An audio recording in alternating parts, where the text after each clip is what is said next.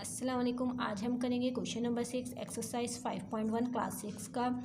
इस क्वेश्चन में हमारे पास एक बार है और तीनों ब्रैकेट है, छोटी ब्रैकेट है, फिर बड़ी ब्रैकेट है और सबसे बड़ी ब्रैकेट है।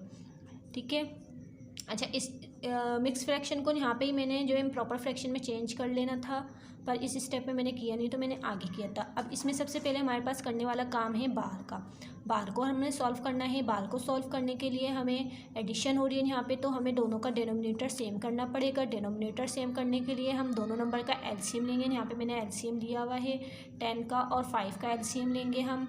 तो 10 का और 5 का हमने एलसीएम लिया तो हमारे पास आया 2 × 5, 2 फैक्टर आए। फैक्टर को हमने मल्टीप्लाई किया तो 10 आंसर आया। दोनों का हमें एलसीएम मिला है 10 एलसीएम मिलने के बाद हमने इस वाले आंसर को, जो हमारे पास एलसीएम आता है, डिनोमिनेटर सेम हो जाता है हमारा, उसको हमने इस डिनोमिनेटर पर डिवाइड करना होता है और जो न्यूमिनेटर होता है उससे उस आंसर को मल्टीप्लाई करना होता है। 10 को 10 पे डिवाइड करेंगे तो हमारे पास आंसर 1 आएगा। अच्छा, जब एलसीएम और जो डिनोमिनेटर है वो सेम हो, जो एलसीएम आया है हमारे पास और जो डिनोमिनेटर हमारे पास ऑलरेडी है वो सेम हो, तो हमें डिवाइड करने की और ऊपर न्यूमिनेटर को मल्टीप्लिकेशन करने की ज़रूरत नहीं है। हम ऐसे ही लिख देंगे, जैसे 10 को 10 पे डिवाइड करेंगे तो आंसर 1 आएगा और 1 को 1 पे मल्टीप्लाई करेंगे तो आंसर हमारे पास 1 ही आएगा। यानी जो भी 9, 10 जो भी यहाँ पे नंबर लिखा होगा न्यूमिनेटर में, उसको हम 1 पे मल्टीप्लाई करेंगे तो वही वैल्यू रहेगी, बढ़ेगी नहीं।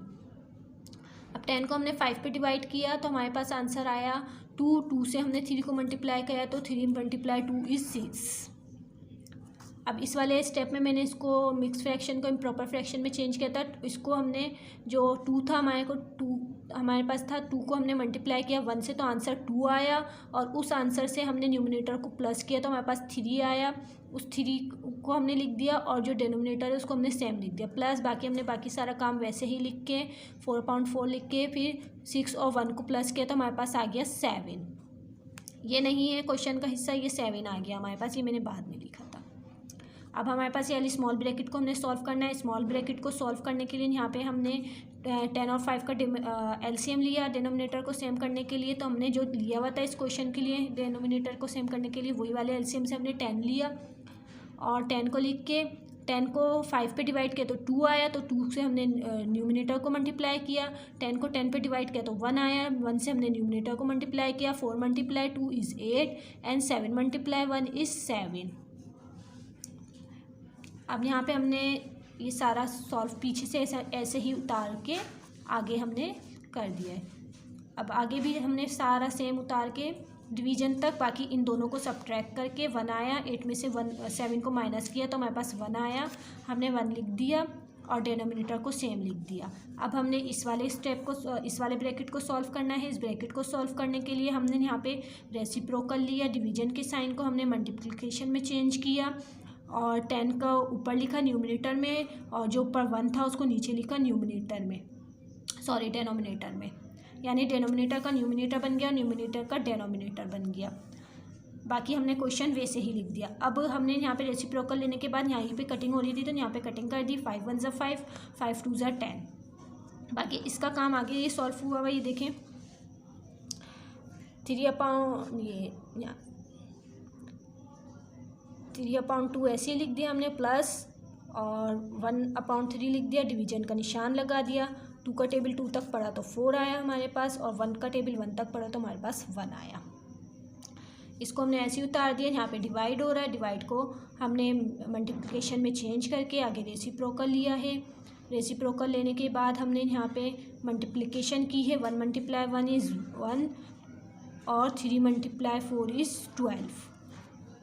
ये वाला जो है ना, ये वाला नहीं है, ये इसका ये आंसर आया था। 1 × 1 = 1 और 3 × 4 = 12। अब यहाँ पे एडिशन हो रही थी। एडिशन करने के लिए हमने 12 का और 2 का एलसीएम लिया तो हमारे पास 12 आया। जब हम 12 का और 2 का एलसीएम लेंगे तो 12 आंसर आएगा हमारे पास।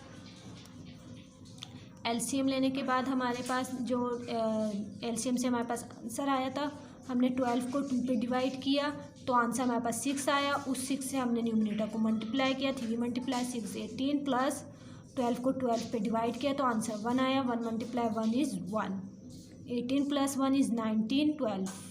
डिनोमिनेटर हमने सेम लिख दिया। अब ये इम्प्रॉपर फ्रैक्शन है 19 और 12, तो इसको हमने डिवीजन करके हमने यहाँ पे मिक्स फ्रैक्शन में आंसर लिया है। 12 का टेबल 1 टाइम पढ़ा हमने, 12 का टेबल हमने 1 टाइम पढ़ा, 2 टाइम पढ़ते तो 24 हो जाता, इसलिए हमने 12 का टेबल 1 टाइम पढ़ा और फिर उसको सब्ट्रैक्शन किया है तो हमारे पास 7 माइनस करके 7 बचे हमारे पास रिमाइंडर, और जो आंसर आया क्वेश्चन वो उसका 1 है। तो हमने इसका आंसर किस तरीके से लिखा, जो हम जिससे हमने टेबल पढ़ा था वो नीचे लिखा, जो रिमाइंडर बचा उसको हमने ऊपर लिख के, और जो हमारे पास क्वेश्चन आया इसका यानी जो आंसर आया उसको हमने as a whole number side में रखा है। ये इसका मिक्स फ्रैक्शन में आंसर आ गया। Thank you so much. अल्लाह हाफिज़।